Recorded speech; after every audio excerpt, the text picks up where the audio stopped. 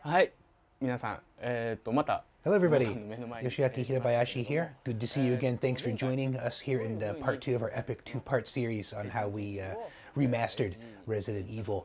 Last time I showed you a couple of more standard ways of doing things. The one I'm going to show you now is kind of a special case. This only happens a few times in the game, but it's kind of interesting, so I wanted to take this opportunity to show you this. はい、ここから見てもらう So the scene I'm about to show you, many of you will recognize this. It is part of the graveyard behind the mansion itself, and underground here there's a specific room that has very, very dynamic lighting, which presented a bit of a challenge to us. So in the original game, this part was handled as a video file, basically, that played in the background.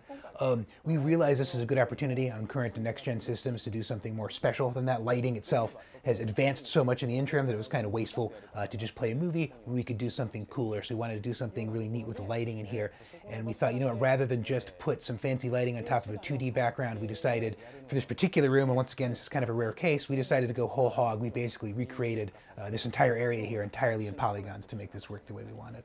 We did this specifically because the lighting here was so dynamic. We saw this as a really good chance to do some cool shadows and some cool lighting suitable for current and next-gen systems while still respecting the original source material. So you hear me say this, and many of you at home might be wondering, well, why didn't you just do the entire game like this in polygons? There's a good reason for that. You know, it's something we had thought about, but ultimately, if our main goal here is to recreate the game with the exact same tone, with the exact same atmosphere as the original, we thought that it wouldn't be appropriate to recreate the entire thing like that. It would come off looking a little different, maybe a little soulless.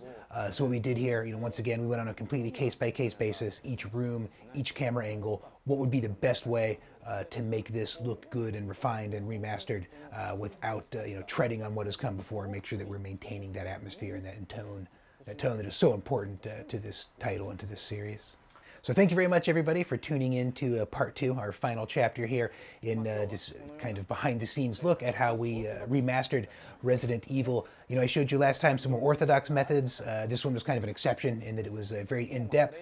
In addition to all these methods, there's lots of other things we're doing to make this the best possible HD experience we can, and to deliver to you the Resident Evil game that you love. I certainly hope you're looking forward to it. Thanks again for watching. ありがとうございました。